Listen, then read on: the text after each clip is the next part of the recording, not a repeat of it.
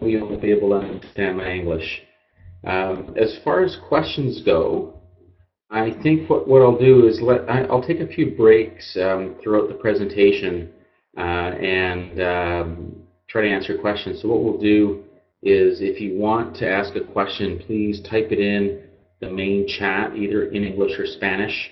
And if it's in either way, it'll get translated and sent to me in English. So I will have access to your questions. So anyways, thank you very much. So what I would like to do today is talk about disciplined agile delivery and give you a very quick overview of what this is all about.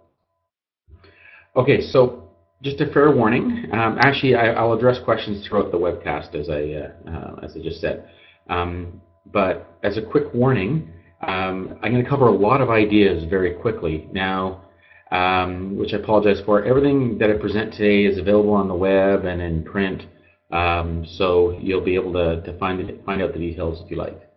So anyways, I always like to give that warning because there's a fair bit of material here. So what I'm going to do is I'm going to first of all start by defining what disciplined agile delivery is and walk you through why a hybrid framework is important. And then what I'll do is I'll talk about the Agile life cycles that DAD supports. I think I'll take a break after that because it'll be a lot of material really quickly. And then I'll get into other topics like the need for enterprise awareness and why a goal-driven approach is preferable in an enterprise setting, and what it means to be disciplined, and a few other topics like that. So thank you very much for that. So let's define what disciplined agile delivery is all about. So disciplined agile delivery is something called a process decision framework. So it's so it's a bit different than what you might be used to, and we'll particularly see this when we get into the goal-driven stuff. But some of the key characteristics of disciplined agile delivery, which I'll talk about today, there's some of the basic agile things, like it's very people-oriented and learning-oriented, from a lean point of view. It offers a full delivery life cycle. I'll spend a fair bit of time walking you through what that means and the implications of that. It's solution-focused, not just software-focused. So what we mean by that is, there's a lot of rhetoric out there around, the importance of potentially shippable software and all this sort of stuff, and that's wonderful rhetoric. But there's more to it than that. So the software runs on hardware, and we often have to upgrade the hardware. Our teams are often changing the business process around the usage of the solution. They're often changing the organization structure. They're supporting documentation. So all these are aspects of the solution. So there's far more to it than just software. So one of the things that we do in disciplined agile delivery is, well, first of all, it's empirical, but we strive to observe what's actually happening in the real world, as opposed to what we're being told is happening, or being told what we should be doing, or being prescribed. So it's I hope a bit more realistic than maybe some of the things you've heard in the past about Agile.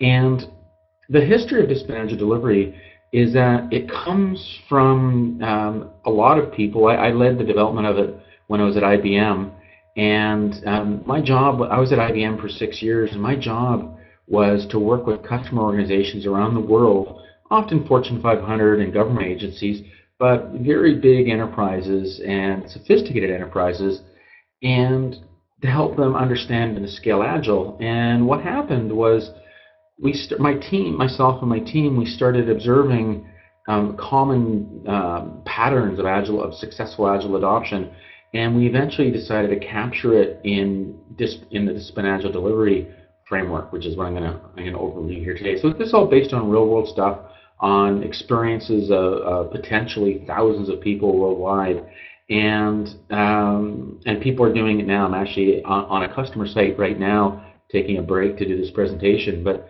where we're rolling out disciplined agile delivery here. So it's being used in practice by a wide range of organizations. So anyways, let's get into some of the details.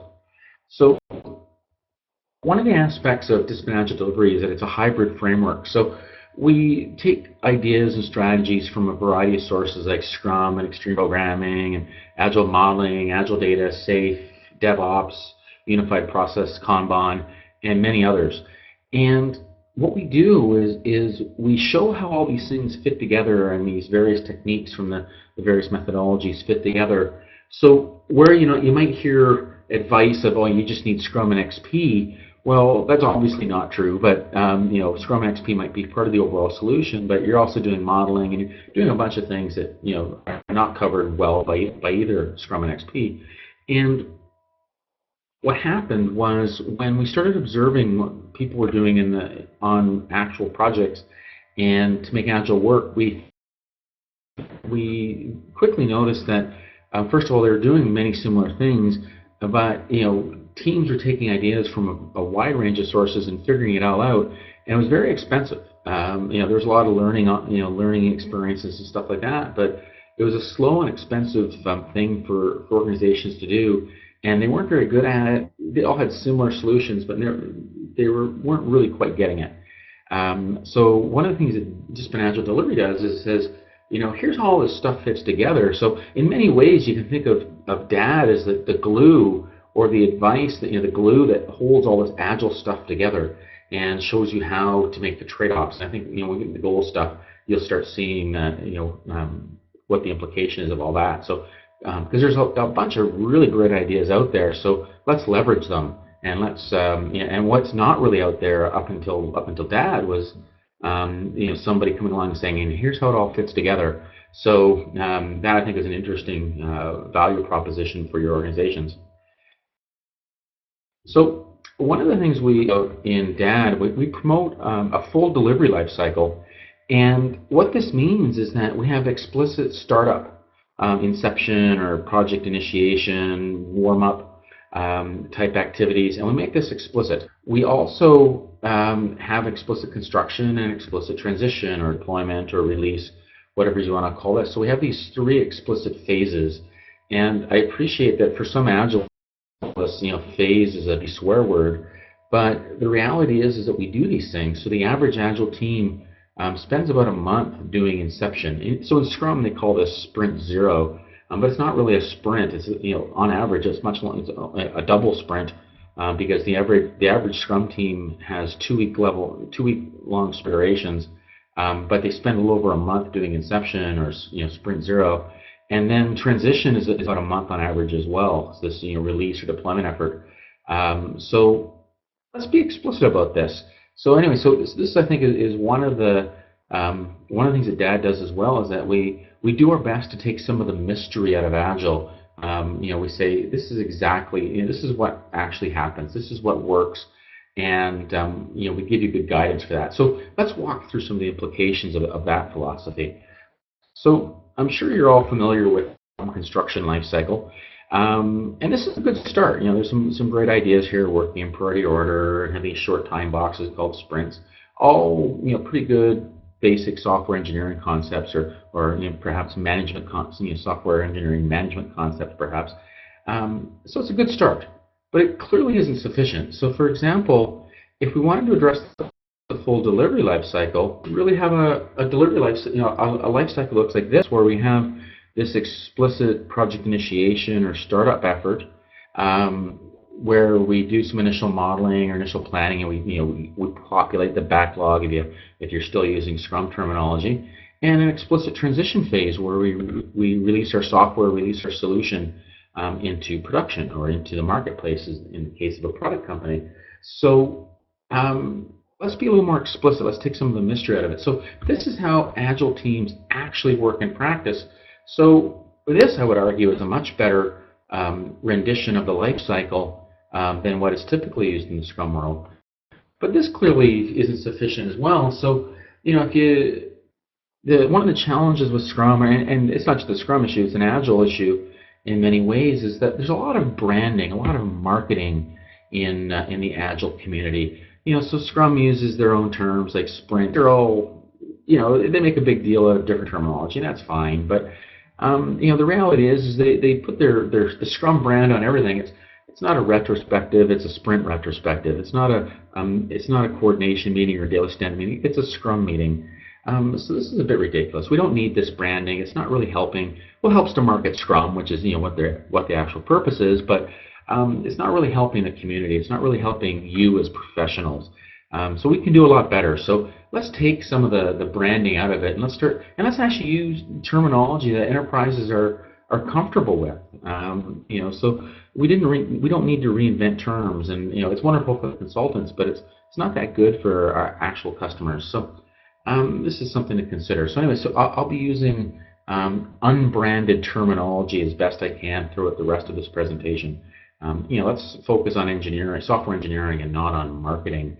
Another interesting change to this life cycle as well is notice how the product backlog has evolved into a work item list.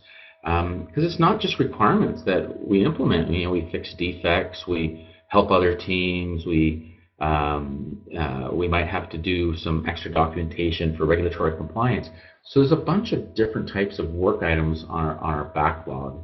And we also, something that's been happening a lot by a lot of people, even in the Scrum community, is that they're starting to show the work items or the requirements, if you're still doing a product backlog, as different sized items. So the stuff towards the bottom of the stack is bigger than the stuff towards the top, just to make it a little more clear that we're not doing detailed modeling of the stuff that's many weeks or sprints or iterations away.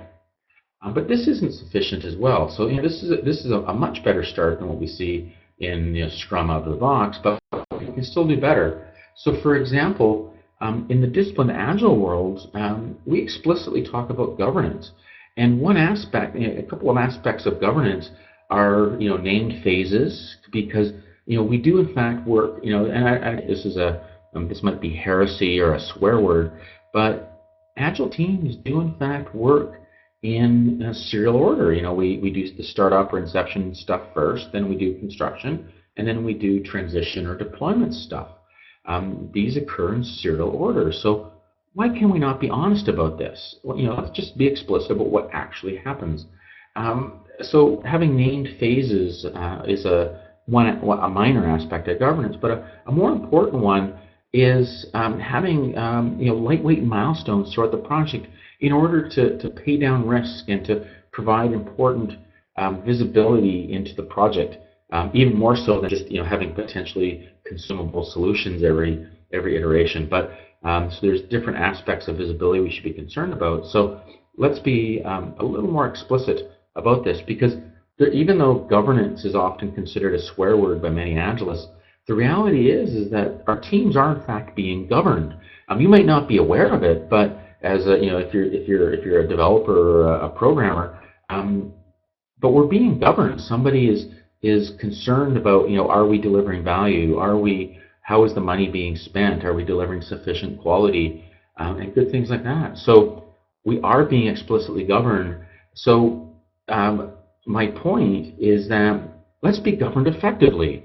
So instead of letting senior management, who might not really understand the implications of Agile, figure out how to govern Agile projects, why don't we as practitioners say, hey, this is an effective way to do governance, and this is what would actually help us. So I'll talk about governance a little bit later on in the presentation, but this is an important thing, particularly from an enterprise point of view. We want to have effective governance. I'm going to go one or two more slides, and I'll stop for questions. So if you've got questions, type them in. And then so finally, and I appreciate that this slide is probably very difficult to read, but we take it one step further in that, and we say, not only do we have a team and they're following this life cycle, but we're in a larger organizational ecosystem. So we'll have a technology roadmap that we should be following. We'll have a business roadmap that we should be following. What we produce is operated and supported in production. And so one aspect of DAD is we bake DevOps right in. And part of having DevOps baked in is you have explicit support for operations professionals. And so as you can see coming in from the right-hand side of this diagram, you can see that we explicitly show that not only are we releasing our software into production and we're running it there, but we're also getting enhancement requests and defect reports coming back, which should be treated like work to be done, so it gets prioritized and we address it when appropriate. So we make this explicit because the vast majority of Agile teams are actually in a position where they are working on the new release of an existing solution. So not only are they building something new, but they're also level 3 support or the sustainment team for the existing version that's already in the marketplace or already in production. So let's make this explicit. Let's start taking some of the mystery out of how things work and actually provide a life cycle that reflects the reality that we see in the enterprise world. But this isn't sufficient. So what happens, one of the things that I think is important with disciplined agile delivery is that we're not prescriptive in any way, shape, or form. So we don't even prescribe a single life cycle. So the previous life cycle I was showing you was based on Scrum, and it's a good way of working in some situations. But other teams work in a leaner way of working, more of a Kanban type of approach where they don't have a work item list, where they're not working in iterations or sprints, but instead they're doing a continuous stream of development. They're treating the work as a more of a work item pool or an option pool, and they pull work in as they have the capacity to do it. So you end up with a different vision of what the life cycle looks like. And in any reasonable sized organization, you're going to have some teams that are doing more of a Scrum-based approach. You're going to have some teams that are doing more of a lean approach, and that's perfectly fine. So let's support multiple life cycles in the overall framework and help teams choose the right one for the situation they find themselves in. Let's have a governance process and a way to work with enterprise professionals that still works with multiple life cycles. So these are hardcore enterprise type issues that are directly addressed by DAD that aren't addressed by other methods. And so it's something I think that, once again, I would suggest you might want to take disciplined agile delivery seriously, because there's a couple of good ideas here. So just 2 more slides and I'll take questions. We even go further, because one of the things that happens is as a team gets good at this agile stuff or this lean stuff, the phases start to disappear. So if my team is working on the first release of a system, then I've got a little more upfront architecture work to do. I've got a little more upfront requirements to do, and upfront planning, and they've got to put the team together. So there's a little more upfront work to get going. But if I'm working on the 3rd or 4th release and I've kept my team together, there's not a lot of architecture work to do anymore. There's not a lot of, my requirements for the next release are, whatever's currently on my stack or my work item pool. So there's less upfront work to be done. Similarly, the transition phase starts to shrink, because I start getting good at it. I have lessons learned. My team improves the process.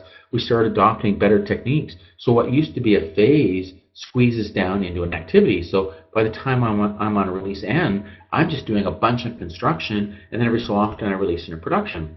So then I could end up with a life cycle that looks something like this, where it's more of a lean, in this case, this is a continuous, a lean version of a continuous delivery life cycle. I could also do the same thing with a Scrum or an Agile-based life cycle, where the inception phase has effectively disappeared, and all I'm doing is a continuous stream of construction. And every so often, we release, and every so often being, maybe once a day or once a week, we release into production.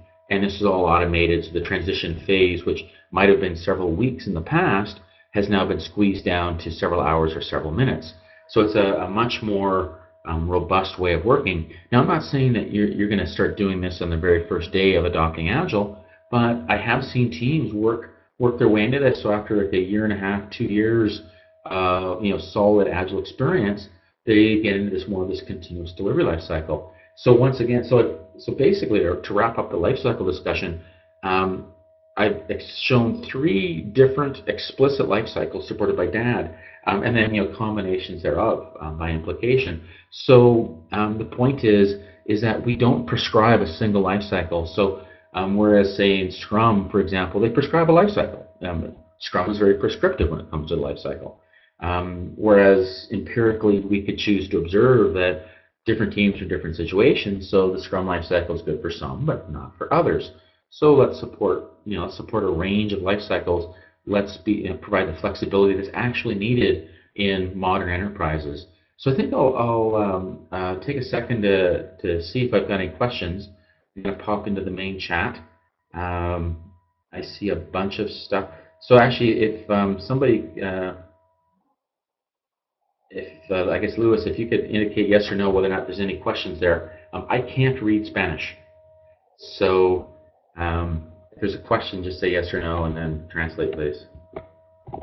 And oh, anybody on the call, please ask questions. Please put them in the main chat window now.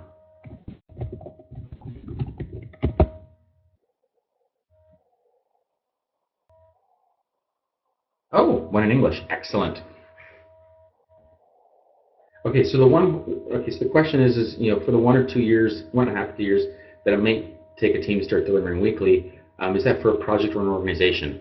It depends is the answer. What I was talking about was for a single project team. Now, depending on the size of your organization, so for a small company, you might have 3 or 4 teams, and they're all basically at the same part of the learning life cycle.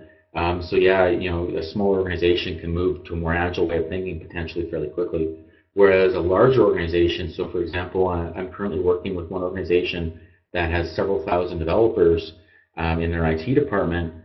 Their transition is going to be 4 or 5 years at least, because you can only transition so many people at once, and different people have different learning curves and all that sort of stuff. So, and large organizations have a tendency to have interesting cultures, is the polite way of saying it, I guess. So, different so different companies, different situations. But in general, take assume that because it's a culture change, it's going to take many years in general. I think many organizations fall into the trap of underestimating the effort it takes to transition to Agile. It's interesting that that the CMMI community, even though the Agilists like to make fun of them and give them a hard time, they were absolutely right that it takes many years to do process improvement type transformations. So I think we should respect our elders and take advantage of their good experiences. So, anyways, I'm going to continue on, but anybody, please feel free to ask questions as I go. You just put them in chat, and I'll take another break in a few minutes. So another thing that's interesting about DAD, and like I said, we're people focused and learning focused, but because Discipline Agile Delivery has a wider range of scope than say Scrum or XP, or Kanban or other things, we have more roles. So we look at the full life cycle, unlike full delivery life cycle, whereas Scrum just focuses on construction. So because we have a greater scope, there's the potential there for more roles. We also have we also address technical issues as well. So for example, as you can see here, so some of the primary roles that you see on DAD teams are team lead, not Scrum Master. This is a branding issue again, but also and product owner and team member. Those are fairly common. But architecture owner. So we explicitly show that somebody should be responsible for facilitating technical decisions and to guide the team. Now, in small teams, this is often the team lead. But in larger teams at scale and more complex situations, you'll often find that there's a need for an architecture owner. This is not an architect, but an architecture owner, so somebody who's responsible for guiding and facilitating the team in technical decisions, because people don't always agree. Developers are very smart people, and they often have strong opinions. And it'd be nice to say that we're going to come to consensus and we're all going to work together as a big happy family, but the reality is we don't. That doesn't always work out that way, and sometimes somebody's got to step in and say, "Hey, we've talked about this technical issue enough. Let's go in this direction and move on." We also explicitly have a stakeholder, and this is more than just customer. And one of the things that I've noticed over the years, helping teams understand Agile, is a lot of teams seem to get into trouble with this customer concept. They often think it's just the business people, and obviously business people are important. But there's other important people here. That other important stakeholders in this organization, in your organization, like your operations and support people, sometimes referred to as DevOps people, your enterprise architecture groups, your database groups, your governance body, and many others. So let's be respectful of that and actually make sure we understand all of their needs, and we're working with with the entire range of stakeholders, and not just the people that's convenient for us. The other thing, the other issue too, is at scale, you start seeing some of these secondary roles coming into play, like domain experts. So in complicated situations, the product owner might bring a domain expert in to explain some complicated things. You might have an independent test team that's running in parallel to your development teams. This is particularly true when you have a large team of teams, and then as a result you have interesting integration issues. It's also true in the regulatory compliance situations where by law you have to have independent testing occurring. So there's several good reasons why you would have independent testers hopefully running in parallel to the development team. So anyways, the point I want to make here is that in disciplined agile delivery, because we have a larger scope than perhaps Scrum or other methods, we have a wider range of roles, and rightfully so. And this, I think, is important for enterprises that are reasonably new to Agile, because we make these roles explicit. It makes the transition effort easier because now existing people can have a better understanding of where they might potentially fit in, and also once again take some of the mystery out of how we can actually make this work in our organization. I'll go a few more slides and I'll take questions again. And that is process goal driven. I think I'll work through this section and stop for questions. And what we mean by that is that first of all, when we put DAD together, it was based on the experiences of a large number of people in many organizations and what we're seeing in many companies and all that good sort of stuff, including within IBM itself. And we saw that people were doing different things and working in different ways, and it was nowhere near what some of the claims we hear from some of the methodologists.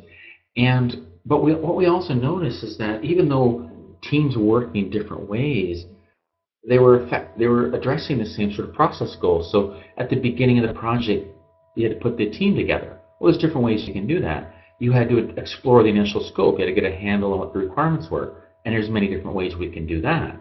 We want to identify the technical strategy, the technical architecture, and there's many ways we can do that. We need to get money, we need to get funding for the project. We need to get money to continue on, and there's different ways of doing that, and so on. Throughout construction, there's different ways that we can improve quality. There's different ways that we can address changing stakeholder needs. And another thing, and you can read this slide. So the point is that even though teams work in different ways, they were still addressing the same fundamental process goals. So this, I think, is the key observation that we had to help get away from prescription. So let's see some examples of this, and then I'll take questions, because this is a big concept. So next few slides, we're going to see, I'm going to use this notation. This is like a notation overview slide.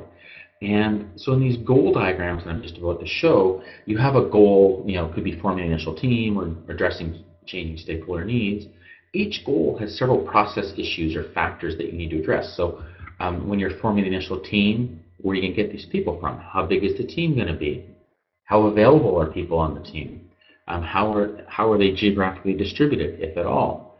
And then for each of these issues, there's one or more, there's several strategies, several different ways you can address it. So when it comes to the issue of geographic distribution, is the team going to be co-located? Are some people going to be working from home? Is everybody going to be working from different locations? Are we going to have several teams, but they're distributed in several locations? So, the point is that there's different ways, so you need to consider the issue of geographic distribution, but there's different ways you can configure your team. What's interesting, I didn't talk about this, but one of the things that I do is I run industry surveys to find out what people are actually doing in practice and what's actually working, as opposed to what the vendors and the consultants are telling us should be working, or what they think is working. So, and it's interesting because you get some very different results sometimes. So one of the interesting things that I've seen in survey after survey is that the majority of Agile teams are distributed in some way. Roughly only 40% are co-located, the rest are distributed. So even if you're working in cubes, you've got some distribution going on there, let alone if you're on different floors or different buildings. So this is an issue. So, and then for each of these options that we've got, there's advantages and disadvantages and considerations for when you want to do it. So there's advantages and disadvantages to being co-located. There's advantages and disadvantages to having distributed subteams and so on. So the point that we make at DAD is that you want to tailor your approach to meet to reflect the context of the situation that you find yourself in. And then wouldn't it be nice to make to make better decisions, to make good decisions? So, and then pick the approaches that make the most sense for the situation you find yourself in. So where other methods will say, well, here you just do a few, follow my 5 practices, and then you're smart, you can figure out everything else for yourself. It's obviously not the case. Like, sure, you're smart people, but you're not process experts. You don't have this deep background in process issues that other people have. So you end up with making, the individual Agile teams will make very suboptimal decisions or very long and expensive learning curves as they figure it out for themselves. So why not do it right? So why not make better decisions? So why not get a little bit of guidance of how to do this stuff, how to do this process tailoring stuff more effectively, or how to respond to retrospective ideas more effectively. So let's work through a couple of examples of this, and then I'll take questions. So here's an example of a fairly straightforward goal. This is actually the simplest goal. So of the 22 goals that we've identified in Discipline Agile delivery, this is the simplest one. So I always like to start here. So at the beginning of a project, you need to secure funding. You need to get enough money to keep going in the project, to go into construction.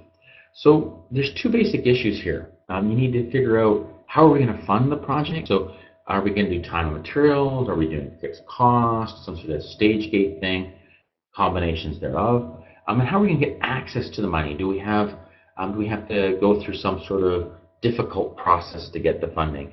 Or is there just lots of IT, basically a stack of money for the IT department? We just basically have to go to some senior manager and say, hey, I've got this project, I need $250,000 to continue on. Is it okay with you? That could be the entire process. And I've worked in organizations where it's that simple. I've also worked in other organizations where it takes weeks and sometimes even months to initially fund a project. So the point is that there's advantages and disadvantages to all those techniques. Why not make the decision that's more appropriate for you?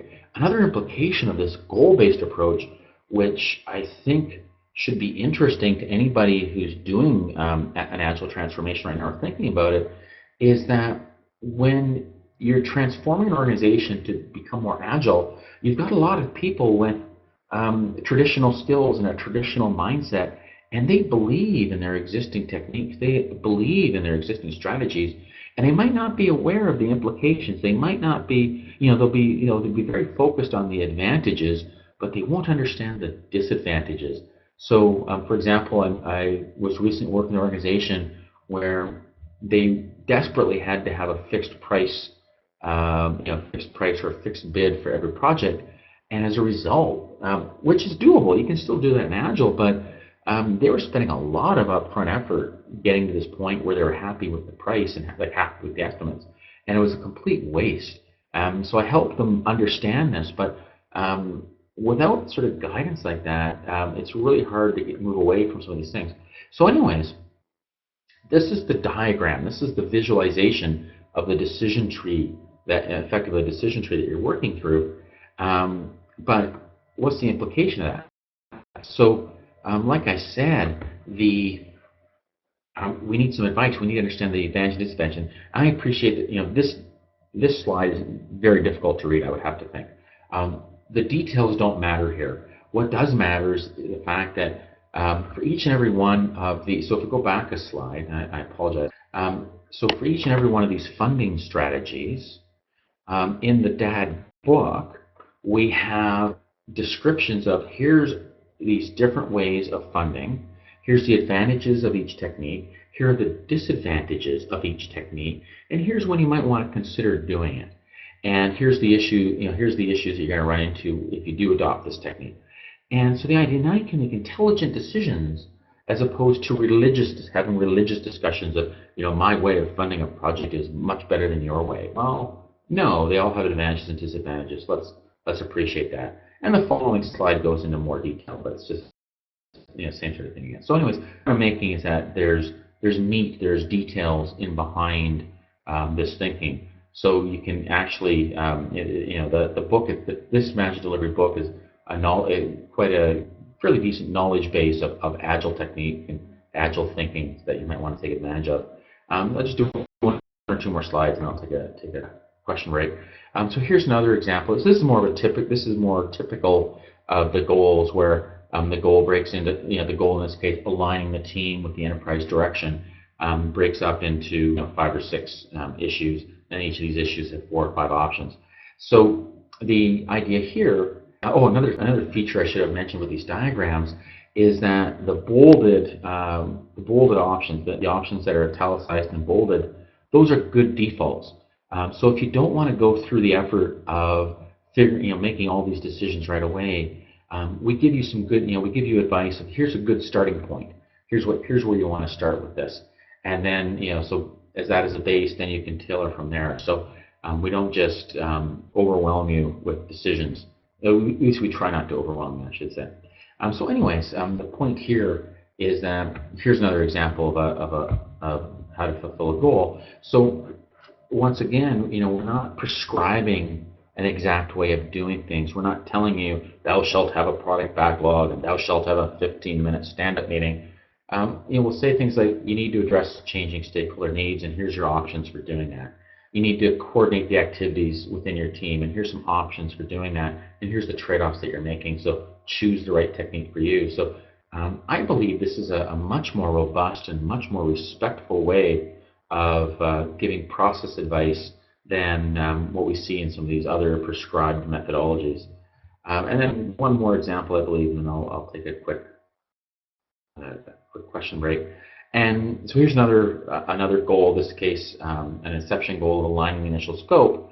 And once again, or exploring the initial scope, so you need to do a little bit of upfront requirements modeling in order to get going on most projects. And in Scrum, they call this populating the backlog, but interesting analogy. But anyways, they've got that idea. They just don't give you the details of how to do it, really.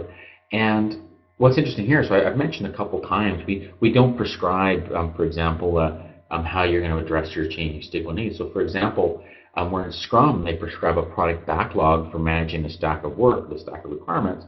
In DAD, we say, well, wait a minute, you got different options. You could do formal change management. We don't really suggest it, but you could do it.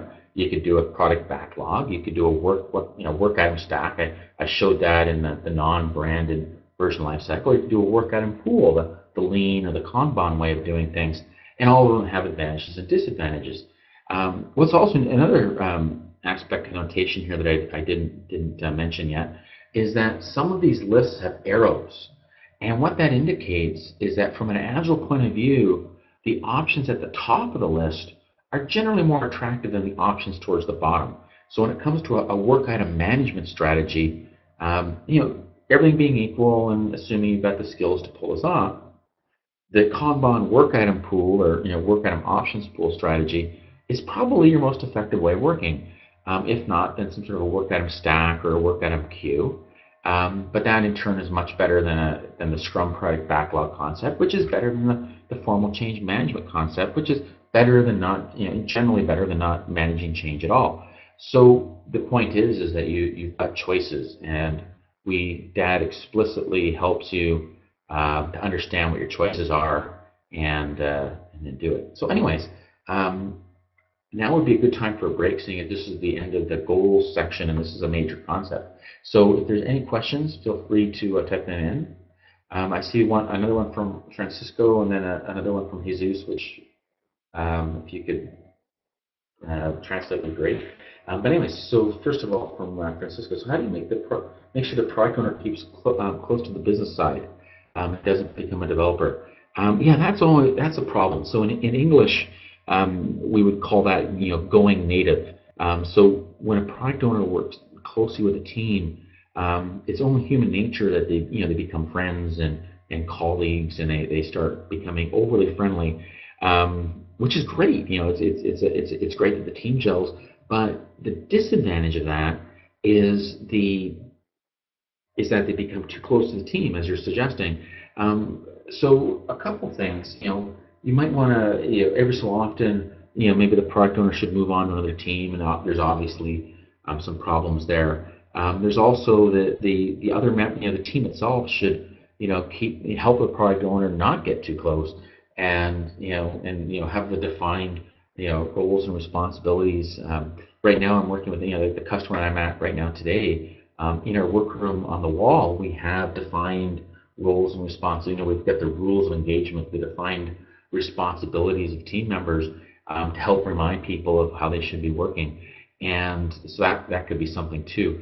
Another thing I should mention is that even though the product owner concept is really good, so just like we don't prescribe different techniques, we're an update, something we're working on right now is getting rid of the prescribed roles as well. So product owner is one way that you can represent the needs of your stakeholders. But it's not the only way. I'm sure many of you work with business analysts. I'm sure some of you are even working on teams where the developers themselves interact directly with the business, and they don't really need somebody in the product owner role. So there's different ways that you can address these needs. So product owner is not carved in stone in my mind either. So anyways, I'm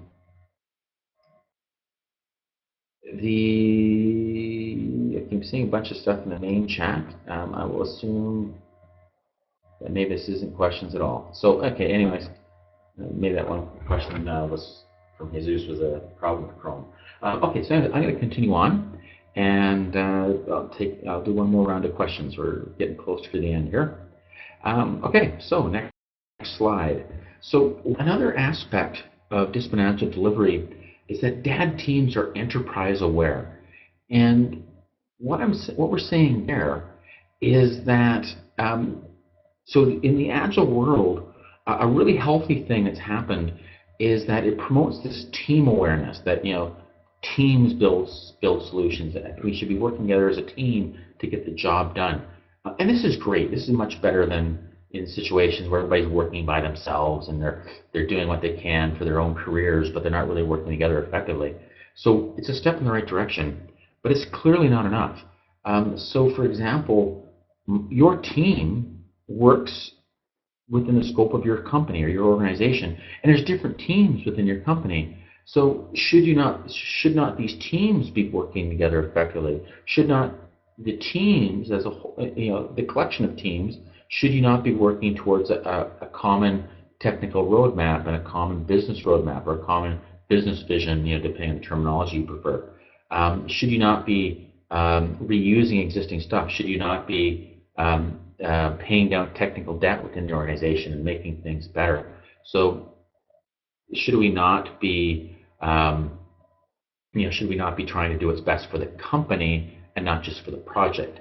And then that's not even sufficient. So do we have community awareness? So not only should I as a professional be trying to do what's best for my team, what's best for my organization, but should I not also be sharing within the overall development community or the overall IT community or Agile community and sharing ideas and techniques and helping myself learning from others, but also helping other people to learn? So should we not try to promote a better, make the world better, is what we're getting at here. So anyways, what we're saying is that we can do better. So disciplined agile teams try to be more effective. We try to work closely with the enterprise groups. We try to reuse what we can. That allows us to go faster. It allows us to provide better return on investment.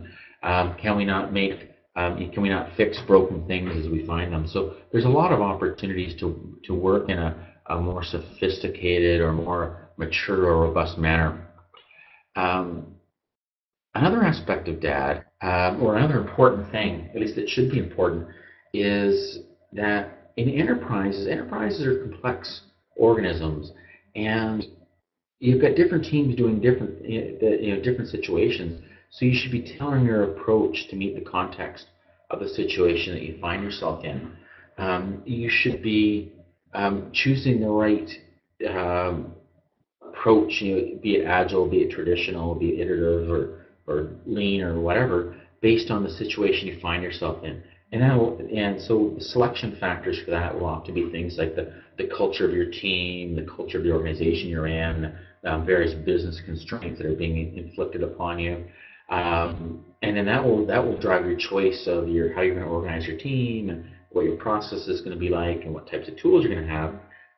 But you'll further tailor those choices based on other scaling factors like the size of your team. So, for example, a team of 5 people will work very differently than a team of 50 people than a team of 500. A team that's co-located works differently than a team that's globally distributed. A team that's in a regulatory compliance situation works in a more sophisticated manner than a team that's not. A team that's that faces great domain complexity, such as building an air traffic control system, will work much differently than a team that's doing something fairly straightforward like building a website. So different teams are in different situations, so they'll work in different ways. So those goal diagrams that I showed earlier, some of the choices between techniques, they'll be affected by all these selection and scaling factors. So and you'll either do that explicitly or implicitly while you're tailoring, while you're trying to improve your process as time goes on. So a couple more slides, and then I'll answer this question. I was also talking earlier that governance is built right into DAD. So I talked about the explicit phases and some lightweight milestones. But there's other governance strategies that are built in, and there's a few things that are built in Scrum as well, like having producing potentially shippable software every sprint. But this enterprise awareness stuff is an aspect of governance.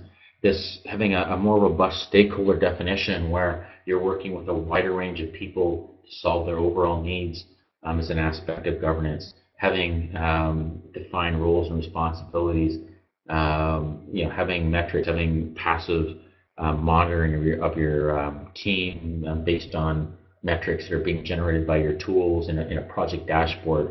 These are all aspects of governance.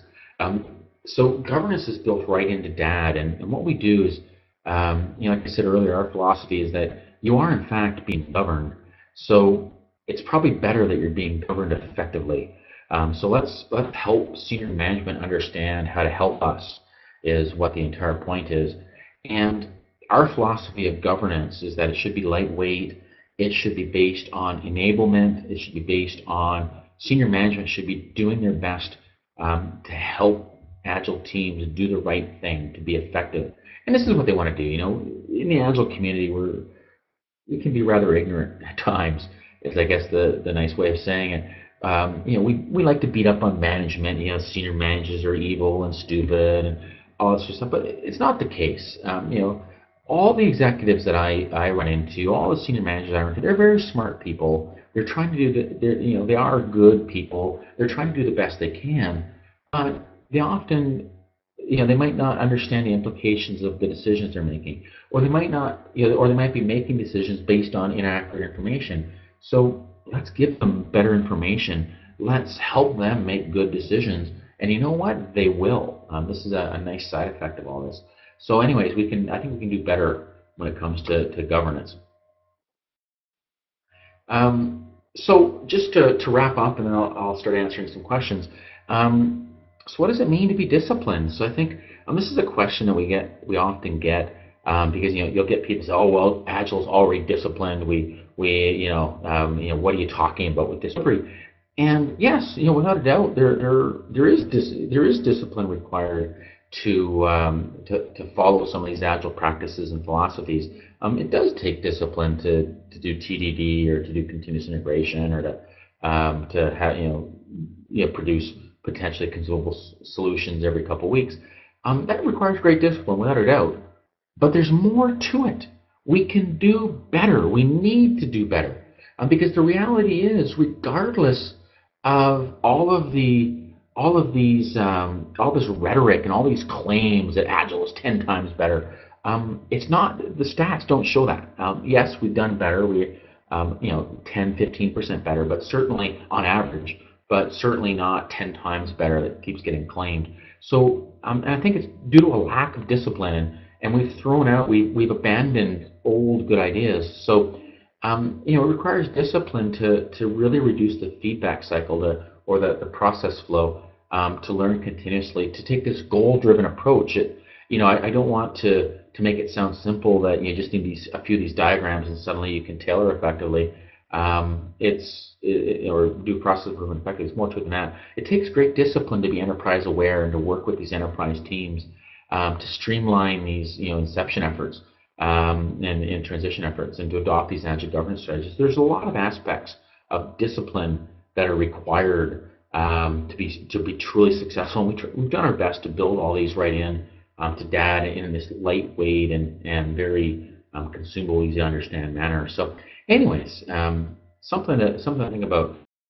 So I'm going to start addressing some of these questions that have been building up. So thank you very much for doing so. I guess Jorge, I apologize if I mispronounced your name. So what's the best way to engage the team with agile methodologies? Usually engaging the developers is fairly straightforward. They often are very eager to do these things.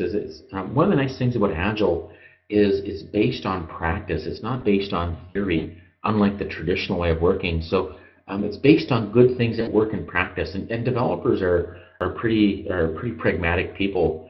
So if you give them good ideas that seem to work, that sound like they're going to work, they're willing to try them.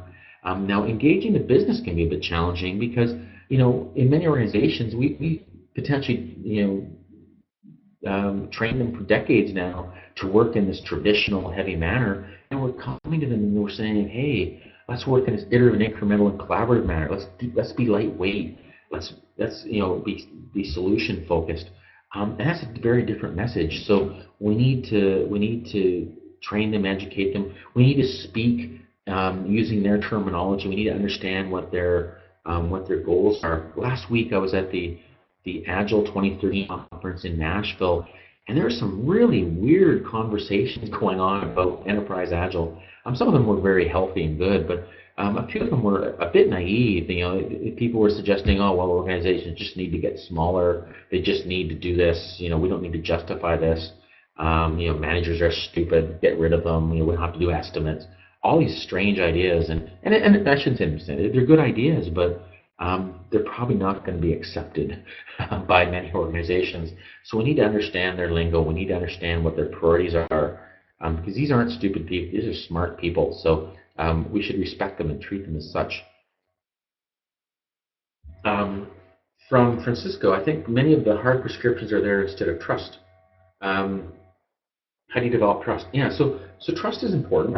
It's one of those people issues. I didn't really talk about this yet, but yeah, you've got to have trust on your team. You've got to have it within the team itself, but the business has to trust you as well. And so trust within the team can be easier to build up. I think, at least that's my experience.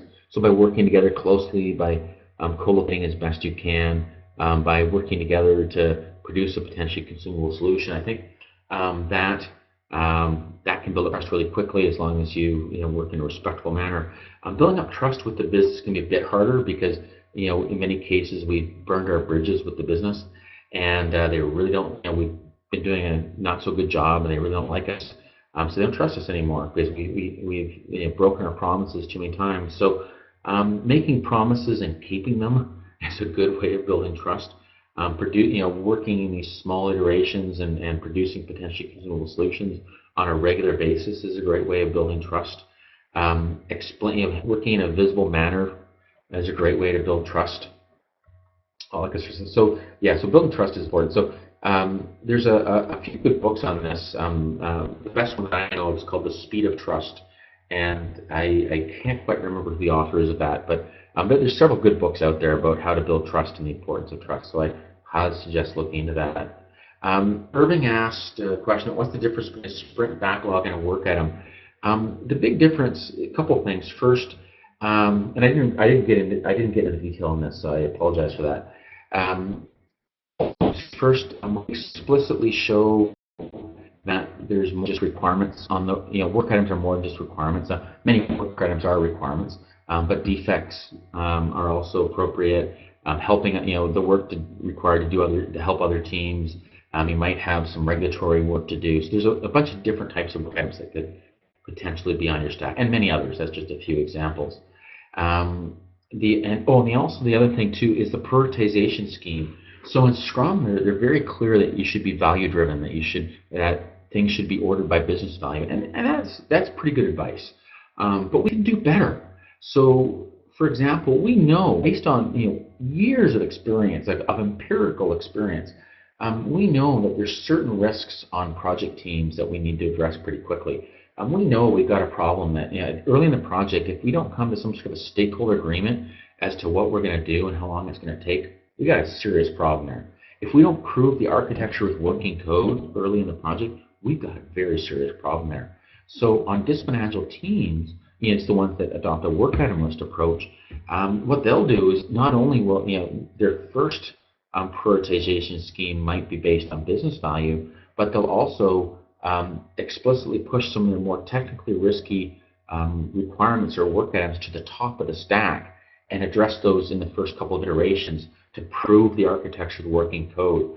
This increases your chance of success by decreasing the technical risk in your project. So this is a much smarter way of working than just by taking a value-driven approach. So in DAD, we call this a risk value approach. And this is something that we adopted out of RUP. So it's interesting, everybody likes to bash, the Scrum guys like to bash RUP. And without a doubt, there's a lot of problems with RUP. But you know what? There's also a lot of really good ideas there. So, let's reuse them. Let's take advantage of them. This risk value is a very clearly superior approach over just the value-driven approach. So let's at least respect that and adopt it when it makes sense to adopt. So there's some good ideas there that we can take advantage of. There's a question here from, is there a book about DAD? Yes, there is. It's called Discipline Agile Delivery. We're just starting now. It's currently in English, Japanese, and Chinese. There's a team that's just about to start translating into Spanish. So maybe in 6 to 9 months there'll be a Spanish translation available. We're also talking with some people right now to do a Brazilian Portuguese translation and even a German translation. So, but I got to think the Spanish translation is the important one. So anyways, yes, there is a book currently in English, and there's also a website, so you can see the URLs right here. DisciplineAgileDelivery.com is the important one if you want to do some reading about that. There's the Discipline Agile Consortium, so if you're interested in certification at all, there's a certification scheme.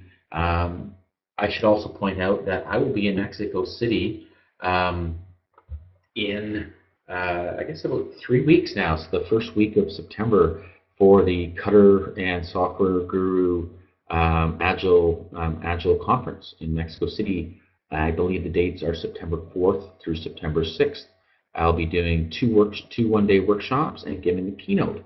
So if you're based in Mexico City, hopefully I'll get to meet you at the conference. So I will be around the entire conference. So if you get a chance, feel free to drop by. I guess I'll answer one more question really quickly, and then I guess I got to wrap up here. So what do I think about the Scaled Agile framework?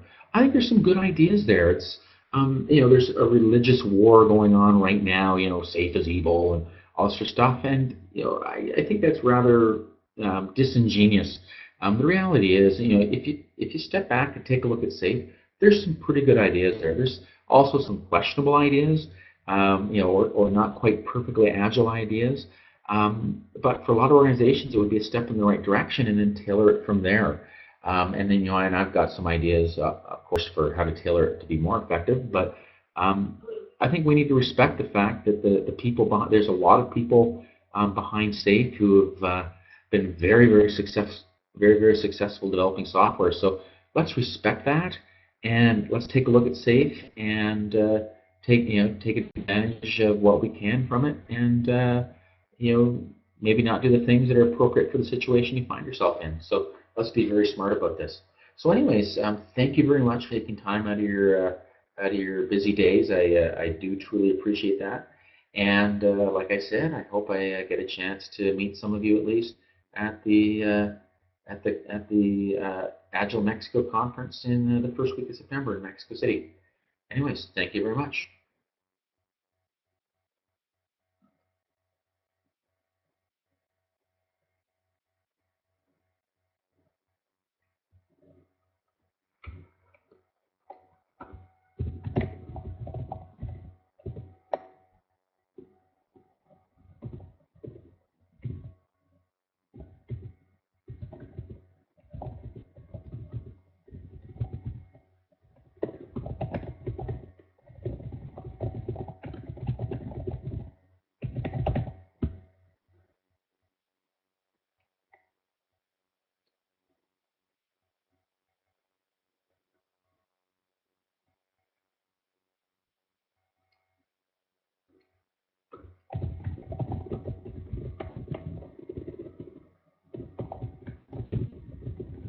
Thank you, Scott. Thank you, Scott. Thank you, my pleasure. Gracias a todos los Gracias a todos participantes los que estuvieron con participantes que nosotros. estuvieron con nosotros.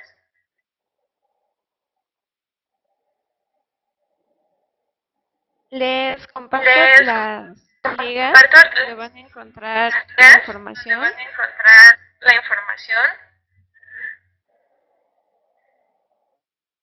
del evento donde se va a encontrar este Scott. del Al evento igual donde les al comento igual que les comento que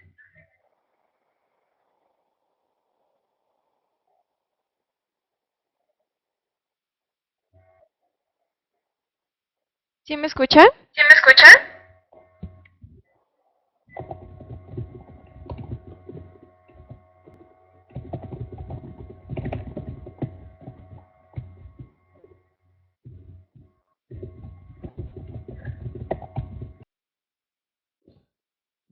¿Ya me escuchan mejor?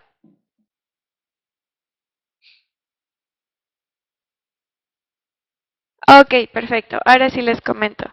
Muchas gracias por haber participado en este webinar. Les comparto las ligas del evento que mencionó Scott.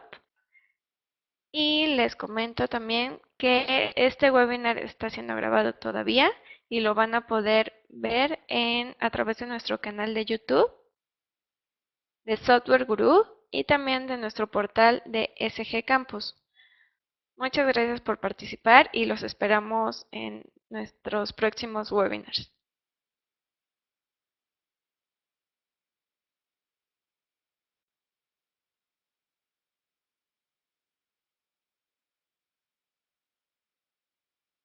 Hasta luego.